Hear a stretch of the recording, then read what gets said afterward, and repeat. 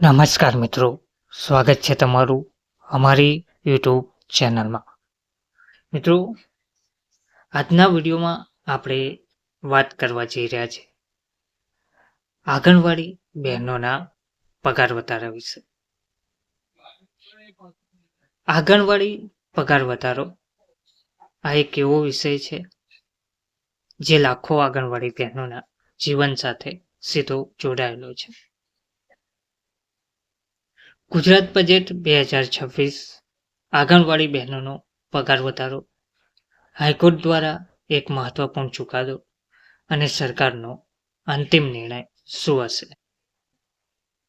આ વિડીયો આખો જોજો, કારણ કે અંત સુધી તમને મળશે સંપૂર્ણ સચોટ માહિતી, રિયાલિટી આધારિત વિશ્લેષણ અને અંદાજ જે તમને ક્યાંય મળશે નહીં. તો મિત્રો, આંગણવાડી બહેનો વ્યવસ્થાની રીત છે. આંગણવાડી બહેનો માત્ર નોકરી નથી કરતી, પરંતુ તેઓ સમાજની સેવા પણ કરે છે.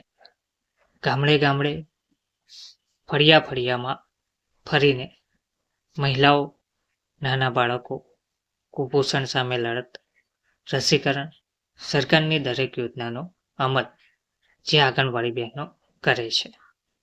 આ બધાનું બારોબાર કામ આંગણવાડી બહેનોના ખભા પર જોડાયેલું હોય છે. તેમ છતાં પણ તેમને યોગ્ય વેતન મળતું નથી. તમે જ વિચારો, શું તેમને યોગ્ય વેતન મળે છે? શું તેમને સરકારી કર્મચારી જેવો દરજ્જો મળે છે? આ પ્રશ્ન વર્ષોથી અધ્ધરતાલ રહેલો છે. લાંબા સમયની તેમની માંગ, પરંતુ તેમની માંગ ત્યાં ને ત્યાં ઊભી છે. હાલ આંગણવાડી બહેનોને કેટલો પગાર મળે છે? હાલની સ્થિતિ આપણે ટૂંકમાં સમજીએ તો આંગણવાડી વર્કર આશરે 10 થી 11,000 જેટલો પગાર મેળવે છે.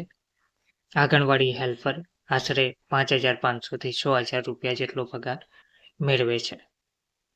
તે હાલની મોંઘવારી અને જે આંગણવાડી બહેનો કામ કરે છે, આંગણવાડી વર્કર કે પછી આંગણવાડી હેલ્પર, તેમની સામે ખૂબ ઓછું છે. મિત્રો, આ મોંઘવારીના જમાનામાં શું આ રકમમાં ઘર ચલાવવું શક્ય છે? ગેસ, શાકભાજી, દૂધ, બાળકોની ફી, દવાઓ, દરેક ખર્ચ આસમાને હાલમાં પહોંચી ગયા છે. તે તમે સૌ કોઈ જાણો છો. વર્ષોથી ચાલી આવતી જે માંગ છે, કાયમી નોકરી અને પગાર વધારો, આંગણવાડી બહેનો વર્ષોથી માંગ કરી રહ્યા છે કે તેમને કાયમી કર્મચારી જાહેર કરો, લઘુત્તમ પગાર લાગુ કરો, પેન્શન યોજના આપો, રજા અને ભથ્થા આપો. ટૂંકમાં સરકારી કર્મચારીને મળતી સુવિધાઓ તેમને પણ આપવામાં આવે તેવી માંગ તેઓ કરી રહ્યા છે, કારણ કે તેમનું કાર્ય જે છે તે સરકારી કર્મચારીને લગતું વળગતું જોવા મળી રહ્યું છે. મિત્રો, આ માંગ આજે કરવામાં આવી નથી. આ માંગ અનેક વખત કરવામાં આવી છે અને લાંબા ગાળાથી ચાલી આવતી આ એક માંગ છે, જેમાં હડતાલો કરવામાં આવી છે, રેલીઓ યોજવામાં આવી છે, અરજીઓ કરવામાં આવી છે, રજૂઆતો કરવામાં આવી છે. આ દરેક વખત આ થઈ ચૂક્યું છે, પરંતુ પ્રશ્ન ત્યાંનો ત્યાં હજુ ઉપસ્થિત રહેલો છે. આંગણવાડી બહેનો માટે હાઈકોર્ટ દ્વારા ચુકાદો આપ્યો છે. હાઈકોર્ટનો ઐતિહાસિક ચુકાદો. મિત્રો, અહીંથી મામલો થોડોક વળાંક લે છે. ગુજરાત હાઈકોર્ટમાં આંગણવાડી બહેનો દ્વારા એક મહત્વપૂર્ણ કેસ દાખલ થયો હતો. હાઈકોર્ટે સ્પષ્ટ કહ્યું હતું કે આંગણવાડી બહેનો માત્ર માનદ સેવા આપનાર નથી, તેઓ નિયમિત રીતે સરકારનું કામ કરે છે. તેમને યોગ્ય વેતન મળવું જોઈએ.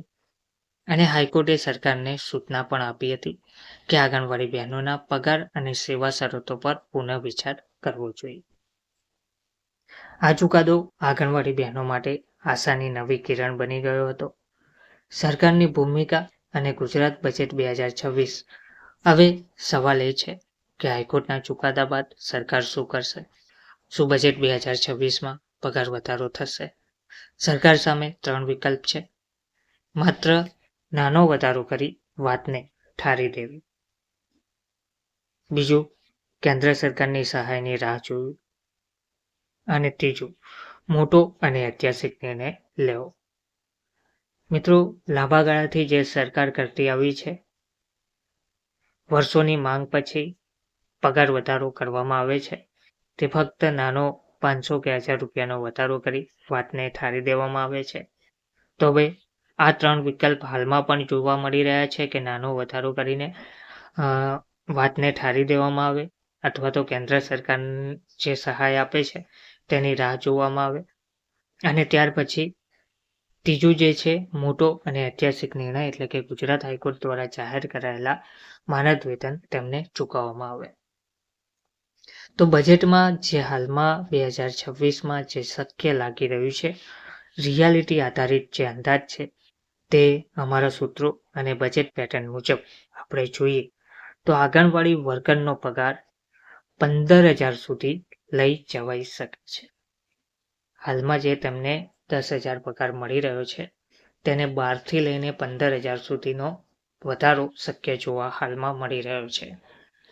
હેલ્પરનો પગાર 7,000થી 8,000 સુધી વધી શકે છે. તેમને જે હાલમાં 5,500 મળી રહ્યો છે, તેમાં 7,000થી 8,000 જેટલો પગાર આ થઈ શકે છે. વાર્ષિક ઇન્સેન્ટિવની જાહેરાત પણ શક્ય જોવા હાલમાં મળી રહી છે. મોબાઈલ ડિજિટલ ભથ્થું પણ મળી શકે છે, જે લાંબા ગાળાથી ચાલી આવતી માંગ છે અને તે જરૂરી પણ જોવા મળી રહ્યું છે. પરંતુ કાયમી કર્મચારીનો દરજ્જો મળવો હજુ મુશ્કેલ લાગી રહ્યું છે, કારણ કે કાયમી કર્મચારી માટેની કોઈ જાહેરાત હાલમાં કરવામાં આવી નથી. રાજકારણ અને વાસ્તવિકતાની વાત કરીએ તો મિત્રો, બજેટ માત્ર આંકડાનો ખેલ નથી. ચૂંટણી, મતબેંક, મહિલા મતદારો આ બધું બજેટને અસર કરે છે. આંગણવાડી બહેનો મોટી સંખ્યામાં મહિલા મતદારો છે, આથી સરકાર તેમને સંપૂર્ણ અવગણી શકશે નહીં. જો પગાર ના વધે તો શું થશે? જો બજેટ 2026માં યોગ્ય નિર્ણય ના લેવાયો તો ફરી હડતાલ, ફરી કોર્ટનો રસ્તો, રાજકીય દબાણ આ બધું વધશે અને તેની સીધી અસર બાળકો, મહિલાઓ, ગ્રામ્ય આરોગ્ય વ્યવસ્થા પર પડશે. અને આંગણવાડી બહેનોની જે વાસ્તવિક કહાની છે, એક આંગણવાડી બહેન દ્વારા કહેવામાં આવ્યું છે કે સાહેબ, અમે સવારે 9થી 7 સુધી કામ કરીએ છીએ, છતાં પણ અમને અર્ધકાલીન કહેવાય છે. બીજી બહેને કહ્યું છે, સરકારી કર્મચારી જેવી જવાબદારી પણ પગારમાં ખાનગી મજૂર જેટલો આપવામાં આવે છે, અને આ કડવી હકીકત પણ જોવા મળી રહી છે. તો મિત્રો, શું થવાની સંભાવના છે? અંતિમ વિશ્લેષણ જોઈએ તો અમારા વિશ્લેષણ મુજબ પગાર વધારો થવાની સંભાવના વધારે છે. મોટો ક્રાંતિકારી નિર્ણય નહીં, પણ તબક્કાવાર વધારો થશે. હાઈકોર્ટના દબાણને ધ્યાનમાં રાખીને જાહેરાત 100% શક્ય છે. મિત્રો, આ વિડીયો માત્ર માહિતી નથી, આ લાખો બહેનોની આશા છે. જો તમે પણ માનો છો કે આંગણવાડી બહેનોને યોગ્ય વેતન મળવું જોઈએ, તો આ વિડીયોને લાઈક કરજો, તમારો અભિપ્રાય જરૂરથી લખજો અને આ માહિતી વધુમાં વધુ શેર કરજો. અને આવા જ સચોટ અને રિયાલિટી આધારિત સમાચાર માટે અમારી ચેનલને સબસ્ક્રાઇબ કરવાનું ભૂલતા નહીં. જય હિન્દ, જય ગુજરાત.